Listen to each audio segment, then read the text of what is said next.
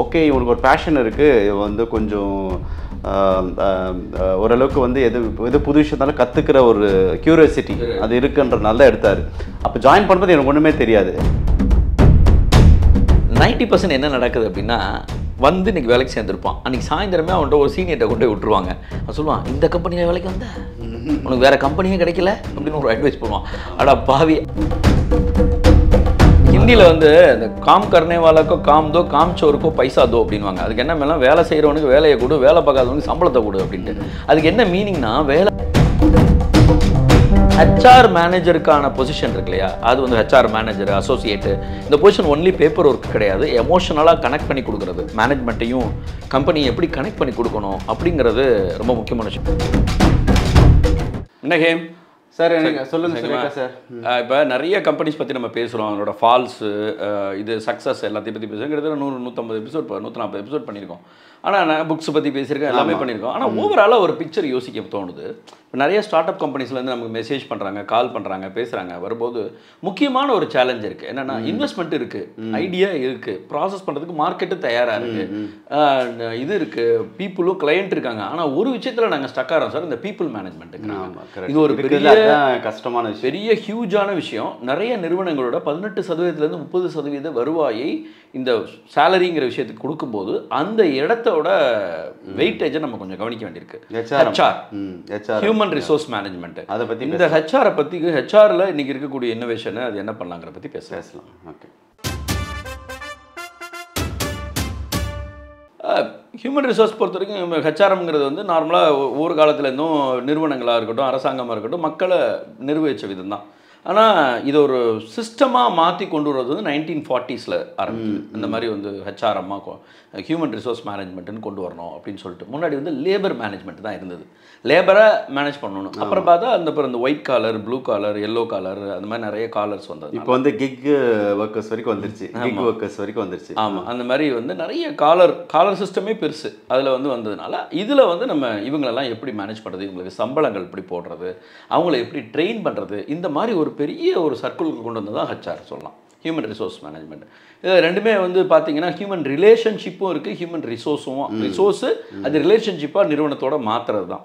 பெரிய பிக்சராக பார்த்தோம்னா அது ஹியூமன் ரிசோர்ஸுங்களாம். ஆனால் ஒரு நிறுவனத்துக்குள்ளே ஒரு எம்ப்ளாயியை உள்ளே எடுக்கிறதுல ஆரம்பித்து அவங்கள மெயின்டைன் பண்ணுறது, அவங்கள ஆன்போர்ட் பண்ணி, அவங்கள வேலைக்கு சேர்த்து, அவங்களுக்கு ட்ரெயின் பண்ணி, இந்த நிறுவனத்துக்கு அவங்களுக்கு அடாப்ட் பண்ணி, அதுக்கப்புறம் அவங்கள ட்ராவல் பண்ண வச்சு அவங்கள்ட்டேருந்து ப்ரொடக்டிவிட்டியை எடுக்கிறது தான் ஹெச்ஆரோட வேலை.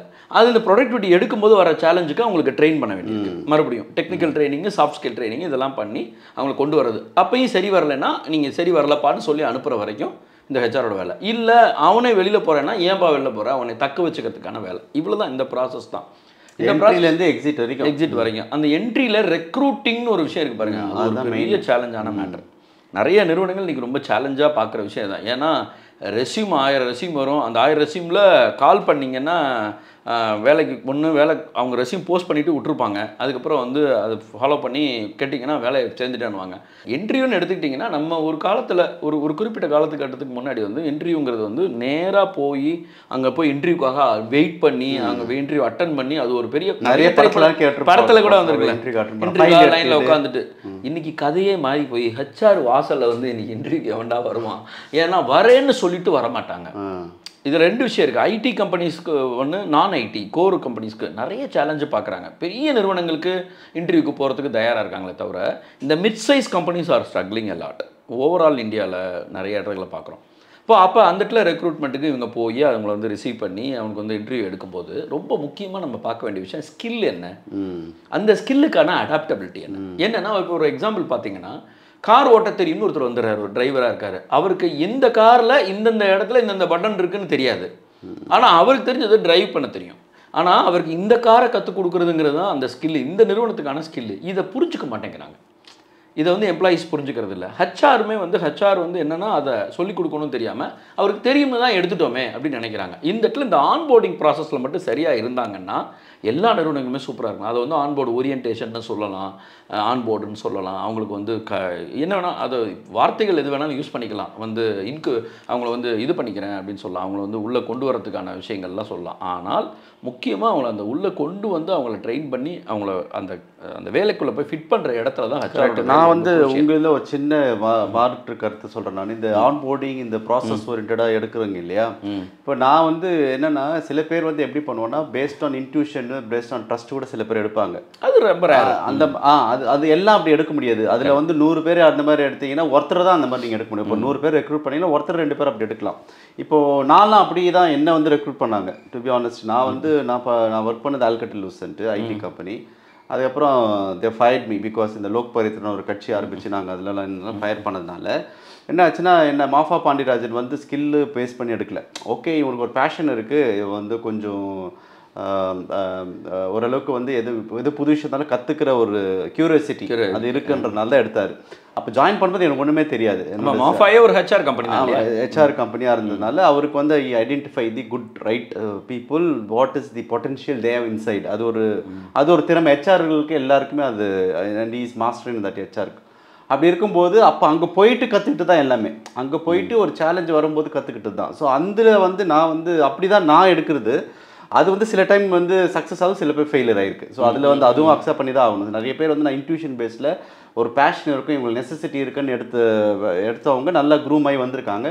சில பேர் வந்து அந்த மாதிரி இருக்குன்னு சொல்லி வந்தவங்க வந்து 2 மாதம் 3 மாதம் அப்போ கூட நான் ஃபயர் பண்ணியிருக்கேன். ஸோ என்னோட மாடல் பொறுத்தவரைக்கும் ஹையர் ஃபாஸ்ட் ஃபயர் ஃபாஸ்ட் தான். ஸோ அந்த hiring is fast, firing also. ஆனால் அந்த ஹையர் ஃபாஸ்ட்டில் ஒரு ப்ராசஸ் இருக்குது.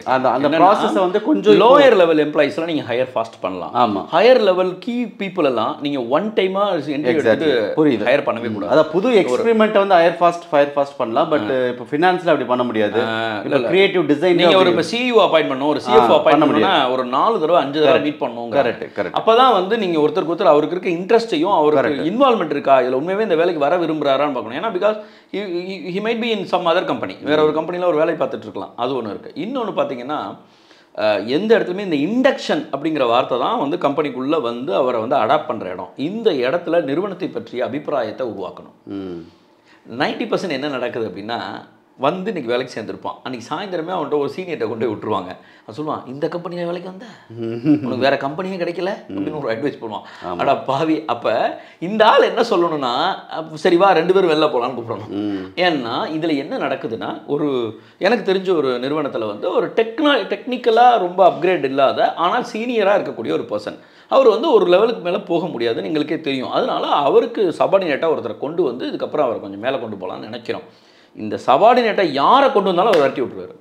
எப்படின்னா, இங்கே வராத, நான்லாம் லைஃப்பில் வேறு வழி இல்லாமல் கஷ்டப்பட்டு இருக்கேன், இங்கெல்லாம் வந்து உன் லைஃபே போயிடும், அந்த கம்பெனி மோசம்னு. ஆனால் அந்த கம்பெனி வருஷம் 20% க்ரோத் காட்டுற கம்பெனி. இப்போ என்னன்னு கண்டுபிடிக்கும் போது நான் வந்து இந்த ஸ்ட்ராட்டஜிக் பிளானிங் நான் உள்ளே போனோன்னே நான் கண்டுபிடிச்சேன், இவர் தாங்க அவரை பிளாக் பண்ணுறாரு, இவரை நீங்கள் நகர்த்துங்க. அப்போ நல்லா கவனிச்சோமா, நம்ம அந்த பிளே நைஸ் பட் வின்ல புக்கில் படிக்கும்போது சொன்ன மாதிரி என்னென்னா, எந்த இடத்துல இவர் தடுப்பாக இருக்காரோ அந்த இடத்துலேருந்து வேறு இடத்துக்கு மாற்றலான்னா அவருக்கு சென்டிமெண்டலாக எம்டிக்கு வந்து இவரோட கனெக்ட். நான் சொன்னேன், நீங்கள் இவர் வந்து படிப்பு கம்மி, இப்போ புதுசாக ஒரு எம்பிஏ படிச்சுட்டு ஒரு பர்சன் ரியலாகவே நல்ல டேலண்டான பர்சனை எடுத்தால் கூட ஹீ இஸ் நாட் ஹாப்பி. ஏன்னா பிகாஸ் இன்செக்யூர்டாக ஃபீல் பண்ணுறாரு. அந்த சீனியர் வந்து இன்செக்யூர்டாக ஃபீல் பண்ணுறாரு. அதனால் இவனை எப்படியாவது குழப்பி விட்டு விரட்டி விட்டுறாரு. இது வந்து நிறைய நிறுவனங்கள்லாம் நடக்குது. ஆனால் அந்த இடத்துல என்ன புரிஞ்சுக்கணும் அப்படின்னா, அந்த வினோதய சித்தம்னு ஒரு படம் வந்தது. அந்த படத்தில் பார்த்தீங்கன்னா தம்பி ராமையா வந்து அதை பண்ணியிருப்பாரு. என்னென்னா வந்து என்ன பின்னாடி வந்தவனை எப்படி நீங்கள் ஆக்குறீங்கன்னு வரும்போது ரொம்ப அழகாக அந்த எம்டி சொல்லுவார், நீங்கள் உங்களுக்கான மதிப்பு உங்களுக்கான சுச்சுவேஷன் கரெக்டாக தான் இருக்குது, நான் அதை நாங்கள் கொண்டு போகிறோம், ஆனால் இந்த இடத்துல இந்த டேலண்ட்டு இந்த எஜுகேஷனும் தேவைப்படுது அப்படின்னு சொல்லுவார்ல, அதை தான் நம்ம எக்ஸ்பிளைன் பண்ண விட்டுறாங்க. ட்ரூ மேனேஜ்மெண்ட் அது எடுத்தோடனே. இப்போது நான் லக்ஷ்மி சிராமிக்ஸ் அவர் ஓனர் இன்டர்வியூவில் ரொம்ப அவர் வந்து விளையாட்டாக சொன்னார். அவர் அதாவது இப்போல்லாம் எப்படி சார் எம்ப்ளாயி ரீட்டர்ன்ஷிப் சமயத்தில் ஃப்ளைட்டில் பார்த்தேன். அவர் என்ன சொல்கிறாருன்னா, இப்போ வர எம்ப்ளாயிஸ்க்குலாம் என்ன ஆட்டிடியூட் இருக்குன்னா, முடிஞ்சா கிட்ட வேலை வாங்கிக்கோ, முடிஞ்சா என்ன ரெக்கமெண்ட் பண்ணிட்டேன், என்ன முடிஞ்சா கிட்ட வேலை வாங்கிக்கோன்ற மாதிரி இருக்கு அப்படின்னு தான். இல்லை, இன்னைக்கு அட்டெண்டன்ஸ் சேலரி பெர்ஃபார்மன்ஸ் சேலரின்னு பிரிச்சுக்கிறாங்க மைண்டில். எதான்னா, நான் வந்தாலே சம்பளம், நான் வேலைக்கு பார்க்கணும்னு சம்பளம் இல்லை, வேலை பார்க்கணும், அதுக்கப்புறம் நீ எனக்கு போக்ஸ் மாதிரி தரணும், என்னை நீ பாராட்டணும், என்னை கொஞ்சணும், அதுக்கேற்ற மாதிரி சம்பளம் வரணும். இது வந்து சொன்ன நேரத்தில் இந்த எம்ப்ளாயி ஃபர்டர்னிட்டிக்கு கொஞ்சம் கோவம் வரும். ஆனால் அதுதான் வருது. அதனால தான் இப்போ வந்து எல்லா கம்பெனியில் ஐடி கம்பெனியில் சரிவு பெருசாக வந்து எம்ப்ளாயிஸ் இப்போ வந்து விப்ரோ இன்ஃபோசிஸ் இவங்கெல்லாம் வந்து கிட்டத்தட்ட 30% வந்து எல்லாருமே வந்து லே ஆஃப் பண்ணியிருக்காங்க. அதாவது பர்ஃபார்மன்ஸுங்கிறது ஒரு கெட்டிக்காயா ஒரு கசப்பான மருந்தா தெரியுது. தெரியுது. பர்ஃபார்மன்ஸ்னா பர்ஃபார்மன்ஸா வேலை தான் கரெக்டாக 9 o'clock லாகின் பண்ணிட்டேன்ல அப்படின்னு இருக்காங்க. லாகின் பண்ணுறது பேர் வேலை இல்லை. கரெக்ட். அந்த புரிதல் இப்போ வந்து ஓரளவுக்கு வந்துட்டு இருக்கு. அது வந்து ஸ்டார்ட் அப்பில் ஒர்க் பண்ணுறவங்களுக்கு அந்த புரிதல் இருக்கு. பட் இந்த எம்எஸ்எம்இ கொஞ்சம் எம்என்சி போகிறவங்களுக்கு தான் வந்து அந்த 9 to 6 அப்படின்றதா இருக்கு தவிர அதை தாண்டி எதனா பண்ணணுன்ற ஐடியா அவங்களுக்கு இருக்க மாட்டேங்குது. ஹிந்தியில் வந்து இந்த காம் கர்னேவாலாக்கோ காம் தோ காம் சோருக்கோ பைசா தோ அப்படின்வாங்க. அதுக்கு என்ன மேலாம் வேலை செய்கிறவனுக்கு வேலையை கொடு, வேலை பார்க்காதவனுக்கு சம்பளத்தை கொடு அப்படின்னு. அதுக்கு என்ன மீனிங்னா வேலை பார்க்குறவனுக்கு என்ன தப்பாக புரிஞ்சுக்கிட்டோம்னா நம்ம வந்து அப்படியே வேலை பார்க்குறவனுக்கு வேலையை கொடுக்கணும் போல இருக்கு, வேலை பார்க்காதவனுக்கு சம்பளத்தை கொடுக்கணும் போல இருக்கு. அப்படி கிடையாது. வேலை பார்க்குறவனுக்கு அவனுக்கு ரெஸ்பான்சிபிலிட்டி ஜாஸ்தி பண்ணிட்டே போய் அவனை வெளியில் கொண்டு போ, மேலே கொண்டு போ. வேலை பார்க்காதவனுக்கு சம்பளத்தை கொடுத்து வெளியில் அனுப்பிடு அப்படின்னு அர்த்தம். கரெக்ட். இங்கே பார்த்தீங்கன்னா இன்னொன்று என்ன நடக்குதுன்னா நல்லா வேலை பார்க்குறவங்க வந்து தான் அந்த டீமையே ரன் பண்ணுவாங்க. ஆமாம் கரெக்ட். பாக்கி எல்லாருமே வந்து சும்மா அப்படி சப்போர்ட்டிங் மெக்கானிசம் மாதிரி இருந்து ஓட்டிக்கிறாங்க. கரெக்ட். இது எல்லாருமே கற்றுக்கிட்டு வரும்போது நல்லா. அதனால வந்து என்ன சொல்கிறோன்னா அந்த எம்எஸ்எம்இ கம்பெனிக்கு ஹெச்ஆர் வந்து அதாவது ஒரு 20 மேலே தாண்டினாலே ஒரு ஹெச்ஆர் கண்டிப்பாக வேணும். கண்டிப்பாக இல்லை ஒரு மினிமம் 25க்கு மேலே தாண்டினால கண்டிப்பாக ஒரு ஹெச்ஆர் இருக்கிறது கண்டிப்பாக முக்கியம் நான் நினைக்கிறேன். ஏன்னா அதுதான் வந்து என்ன ஆகுனா மேனேஜ்மெண்ட்டுக்கும் எம்ப்ளாயிஸ்க்கு இருக்கக்கூடிய ரிலேஷன்ஷிப் வந்து ஸ்ட்ராங் படுத்தியும் ஒரு இப்போ ஏன்னா எல்லாமே ஓனர்கிட்ட ஷேர் பண்ண மாட்டாங்க டு பி ஆனஸ்ட். இல்லை இதில் என்ன மனநிலை இருக்குன்னா வந்து ஒரு நிறுவனம் வந்து அவ்வளோ சிரமப்பட்டு 18 to 30% வருமானத்துலேருந்து சம்பளமாக கொடுத்தா கூட எம்ப்ளாயிஸுக்கு என்ன மனநிலை இருக்குன்னா என்னை உறிஞ்சுறாங்க அப்படின்னு இருக்கு. அந்த மனநிலையே வர வேண்டிய அவசியம் இல்லை. ஏன்னா இந்த தேசத்தின் வளர்ச்சிக்காக பல்வேறு நிறுவனங்கள் தன்னை இது பண்ணிக்கிட்டாலும் ஒருத்தருக்கு சொன்ன சேலரியை கொடுக்குறாங்க. அவங்க வந்து ஒத்துக்கிட்ட சேலரியை கொடுக்குறாங்கன்னு வரும்போது அதில் ரொம்ப உண்மையாக அதே மாதிரி இன்னொரு இந்த ஓனர் சைட்லேருந்து கம்பெனி சைட்லேருந்து பார்க்க வேண்டியது எம்ப்ளாய்க்கு வந்து ஒரு டிரான்ஸ்பரண்ட்டாக ஒரு பாலிடிக்ஸ் இல்லை ஒரு ஆர்கனைசேஷனை உருவாக்க வேண்டியது அவங்க கடமை. ஏன்னா அது இருந்தாலே முக்கால்வாசி வந்து எல்லாரும் புரிஞ்சுப்பாங்க. அதே மாதிரி நான் இந்த சைடு நீங்கள் ஆண்டர்பிரனர் சைடு பண்ணக்கூடிய மிகப்பெரிய தவறு தனக்கு பிடிச்சவங்களை வந்து அவங்க என்ன தப்பு செஞ்சாலும் பரவாயில்ல ஒரு டிரான்ஸ்பரன்சி ரூல் அவங்களுக்கு மட்டும் கிடையாதுன்னு வைக்கக்கூடாது. Rule is for everyone. சட்டம் அனைவருக்கும் பொதுன்னு இருந்து ஒரு டெசிஷன் எடுத்தால் அது வந்து அன்பயஸ்டாக எடுக்கணும்.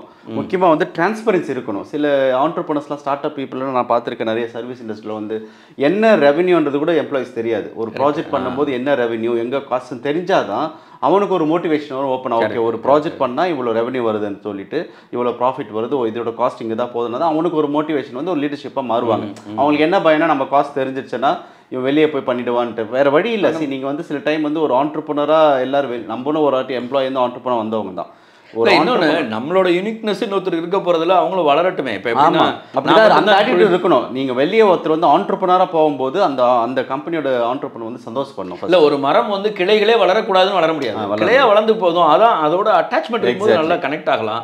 இன்னும் நான் ரொம்ப முக்கியமா இந்த ஹெச்ஆரை பொறுத்த வரைக்கும் நான் பேசும்போது ரொம்ப ஹைலைட்டா சொல்ல வர விஷயம் கல்லூரிகள் பாடத்தை மட்டும் சொல்லிக் கொடுக்காம வேலைக்கு போனால் எப்படி நடந்துக்கணும்னு சொல்லிக் கொடுக்கலாம். ரெண்டு சைடு சொல்லிக் கொடுக்கலாம். உனக்கு ஒரு பிரச்சனை வரும்போது நீ எப்படி பேசணும், எப்படி தட்டி கேட்கணும், அதே சமயத்தில் உன்னுடைய வேலை நீ எப்படி சின்சியராக இருக்கணும், ஒரு நிறுவனங்கள் எப்படி ஆப்ரேட் ஆகுதுன்னு சொல்லிக் கொடுக்கணும். அதே மாதிரி ஹெச்ஆர் மேனேஜருக்கான பொசிஷன் இருக்கு இல்லையா, அது வந்து ஹெச்ஆர் மேனேஜர் அசோசியேட்டு இந்த பொசிஷன் ஒன்லி பேப்பர் ஒர்க் கிடையாது. எமோஷனலாக கனெக்ட் பண்ணி கொடுக்குறது, மேனேஜ்மெண்ட்டையும் கம்பெனி எப்படி கனெக்ட் பண்ணி கொடுக்கணும் அப்படிங்கிறது ரொம்ப முக்கியமான விஷயம். மேனேஜ்மெண்ட் சைடு ஏதாவது தவறு செஞ்சாங்கன்னா அதை சுட்டி காட்டலாம். எம்ப்ளாயி சைடு தவறு செஞ்சால் அவனை கன்சோல் பண்ணலாம். அந்த மாதிரி விஷயங்கள் செய்யும்போது ரொம்ப நல்லா கொண்டு போகலாம். ஏனென்றால் இன்னைக்கு இந்தியாவில் இருக்கக்கூடிய மிகப்பெரிய சேலஞ்ச் எம்ப்ளாயபிலிட்டி. இந்த எம்ப்ளாயபிலிட்டியை கவர் பண்ணுறதுக்கு இந்த ஹெச்ஆர் தான். இந்த ஆஸ்பெக்ட் சிஸ்டம்ஸ் வந்து இதே release every year employability ratio வந்து நீங்கள் எஸ்பெஷலி இன்ஜினியரிங் படிச்சுட்டு வரீங்க ஒரு காலேஜில் படிச்சுட்டு வந்தால் ஒன்லி 17 to 18% தான் வந்து எம்ப்ளாயபிள் ஸ்கில் இருக்கான். இல்லை அதை விட ரொம்ப கம்மி. இப்போ கம்மி இப்போல்லாம் வந்து 10க்கு கீழே போயிடுச்சு. ஸோ ரொம்ப 10% கீழே போயிடுச்சு. 100 பேரில் 10 பேர் கூட எம்ப்ளாயபிள் இல்லை.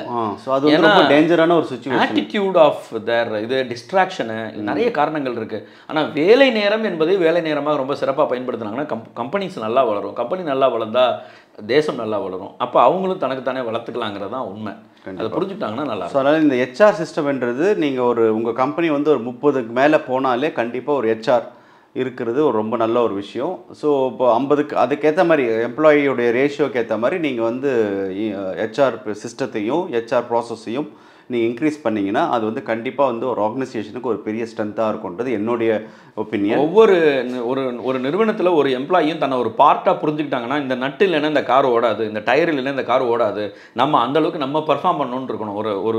ஒரு என்ஜினில் ஒரு காரில் எந்த பாகம் ஒர்க் பண்ணலைனாலும் அந்த கார் ப்ராப்பராக நடக்காது இல்லையா, அந்த மாதிரி தன்னை எம்ப்ளாயி புரிஞ்சுக்கிட்டாங்கன்னா இந்த கனெக்டிங் ஃபேக்டராக அந்த ஹெச்ஆரை புரிஞ்சுக்கலாம்.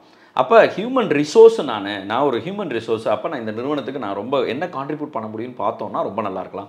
கம்பெனியும் அதே மாதிரி அந்த ஹியூமன் ரிசோர்ஸுக்கு கொடுக்க வேண்டிய ரெஸ்பெக்ட்டு, அது கொடுக்க வேண்டிய எமோஷனல் பேலன்ஸு, அவங்களுக்கு கொடுக்க வேண்டிய ஒர்க் லைஃப் பேலன்ஸு, அவங்களுக்கு கொடுக்க வேண்டிய சரியான பெர்க்ஸு, அதெல்லாத்தையும் கொடுத்து அவங்கள கம்ஃபர்ட்டாக வச்சுக்கிட்டாங்கன்னா உண்மையிலேயே ஜாப் சாட்டிஸ்ஃபேக்ஷன் அதிகமாகும் போது ப்ரொடக்டிவிட்டி அதிகமாகும். இந்த மாதிரி சரியான விஷயங்களை நீங்கள் புரிஞ்சுக்கணும்னு ஆசைப்பட்டீங்க அப்படின்னா அவதார் லைவ் சேனலை சப்ஸ்கிரைப் பண்ணுங்கள், லைக் பண்ணுங்கள், கமெண்ட் பண்ணுங்கள், கண்டிப்பாக ஷேர் பண்ணுங்கள். தேங்க்யூ.